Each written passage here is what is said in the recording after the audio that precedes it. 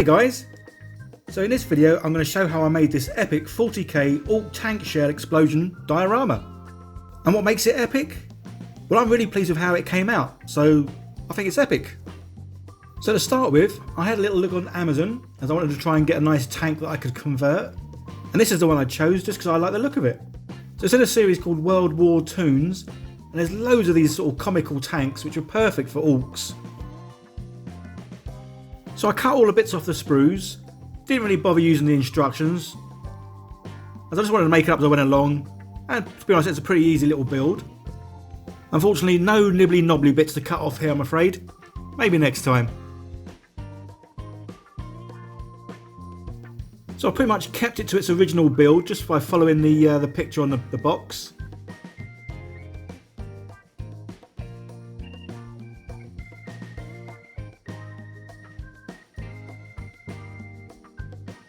And then it's just a case of gluing on all the little bits and pieces.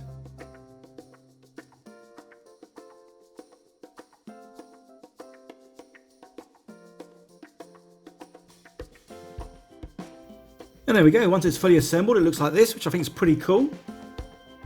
So they're certainly cute little tanks. So these are based on real tanks, and I think this one's a Soviet KV-2 tank. So now on to picking out my driver for the tank, which obviously is going to be an orc. So for the head, I'm using an orc general looking head, and this was from Spellcrow, which I bought from Wayland Games. Again guys, there's links in the description to everything that I use here. I am now an affiliate for Amazon and Wayland Games. Obviously this doesn't cost you any more, but every time you buy something, I get a few pence out of it.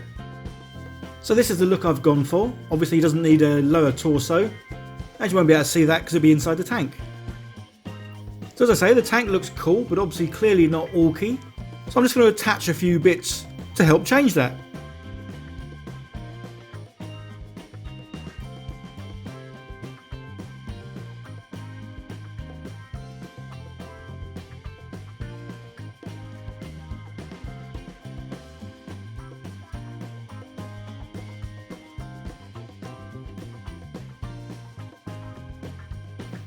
So I'm using this 90 by 52 oval plastic miniature base, and I have just recently bought a pack of 20, again from Amazon. As I enjoyed doing a little lighting effect on my last diorama in the book, I'm going to do something similar with this one. And again I'm using these little LED lights, and no guessing where these came from. So these bases are nice and thin and easy to cut, so I can cut out this slot to accommodate the light. And then once that's in place, I'm going to cover the whole base with grout, as this will help hide the light, as well as give the effect of the ground being muddy or rocky, or whatever you want really.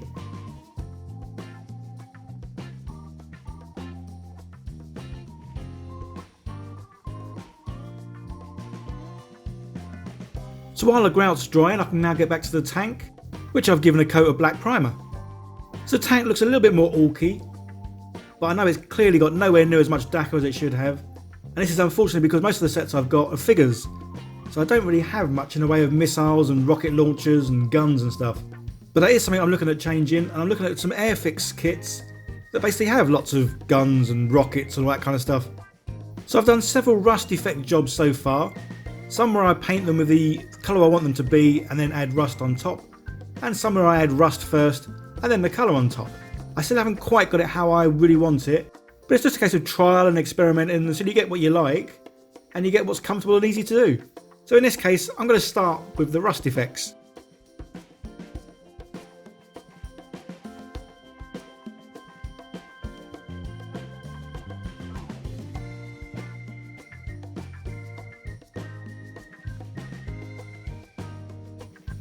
And a little dry brushing of silver.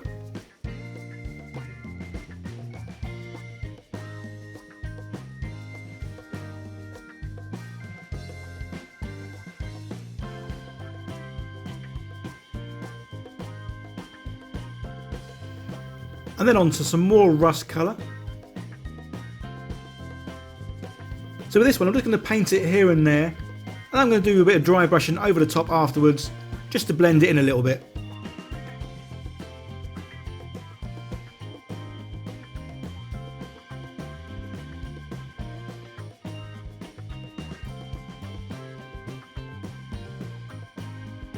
And then to finish it off, just going to use a toothbrush just to add a bit more sort of speckle effects, just to help make it a bit more random and uneven looking.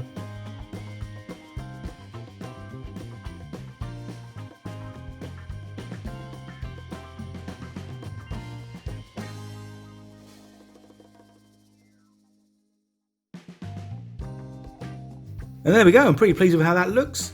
So now I can add on some red paint, which obviously makes things go faster. Not too sure how, we need to ask an Ork that. And with this, just really going to go all over in certain areas, mainly large flat panels, trying to keep the edges bare, but the rust can still come through.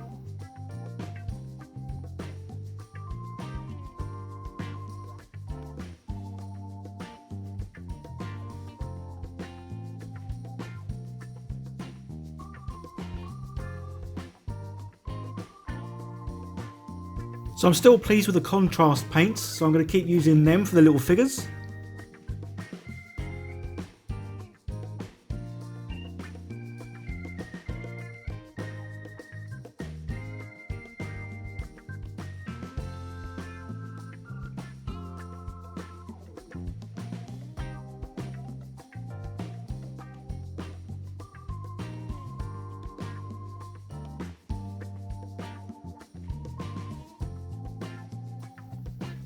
So that's pretty much all the painting done.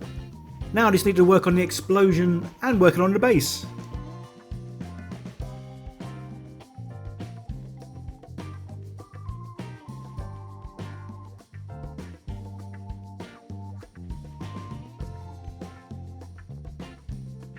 So I've cut out a hole in the bottom of the tank just so I can feed up the wire.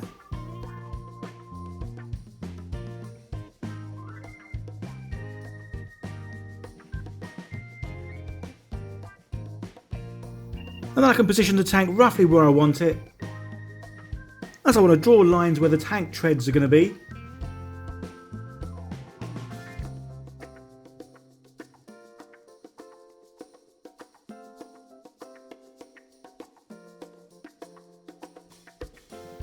And I can fill up all the other areas with grout, as I want the tyre tracks or tyre treads to be lower, like they've been sunken into the dirt.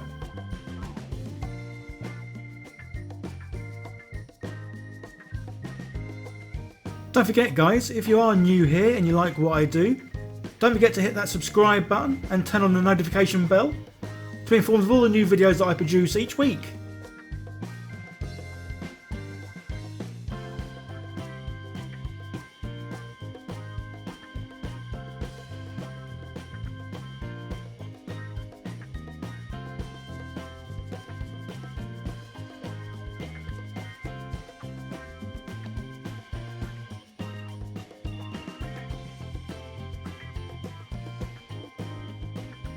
So for the explosion, and to obviously hold on to the rocket, I'm just going to use some wire.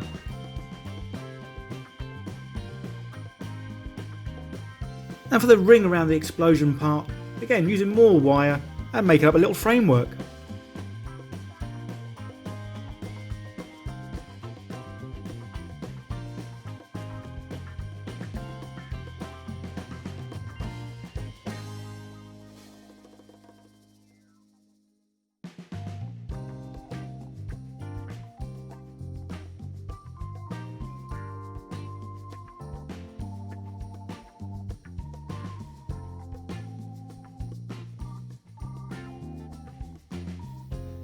And this is basically just being glued together. And to make it easier to get the wire through the gun turret, I've just cut off the end of the gun, and I can then just glue it back on after.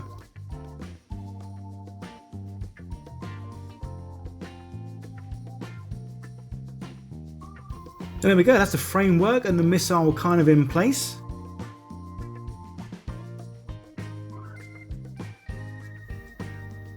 And then I thought it'd be funny if I had a little grot hanging off the missile at the end. So I've got this little chap holding on to an old hand grenade. So it's just a case of cutting the hand grenade out without breaking his little fingers. And there we go, then he's ready just to glue onto the missile. And then I just need to feed the wire with all the lights on through the framework and then just all around it.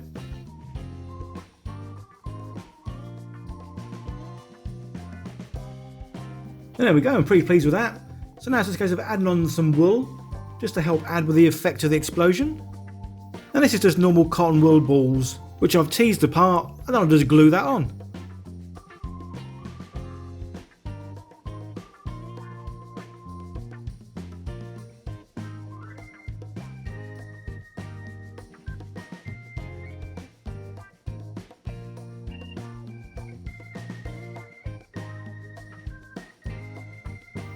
And I've turned one of the balls into a long thin strip, which I can just glue into place around the whole thing.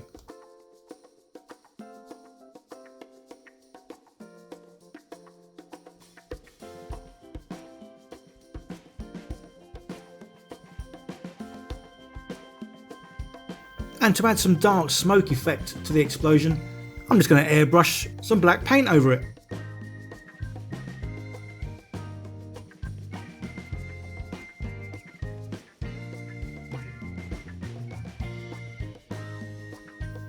And then the last thing to do is to add the captain of the tank. And there we go guys, that's how it looks with the light turned on. As I say, I'm pretty pleased with how this has come out, and I certainly feel this is an epic Ork tank shell explosion diorama. If you have enjoyed the video guys, don't forget to hit that like button, leave some comments below, and share this with family and friends, and on any social media you might have, as this all helps my channel to grow, which means I can then keep on making videos. If you do buy products from Amazon or Wayland Games, it would be great if you could click on one of my affiliate links first and then do some browsing, because then anything you buy on Amazon I get a small amount of commission from, which I say helps this channel out immensely, as everything this channel earns basically goes back into me buying more stuff. A big shout out to all my patrons for helping support the channel, much appreciated guys. If you do want to see some behind the scenes pictures and videos and stuff of what I'm doing, then by all means become a patron. It's only a few pound a month, and you get to see what I'm building before it's finished and comes on YouTube. If you are new here and like what I do, don't forget to hit that subscribe button, turn on the notification bell, and keep watching all my videos. Okay guys, that's it. Bye for now.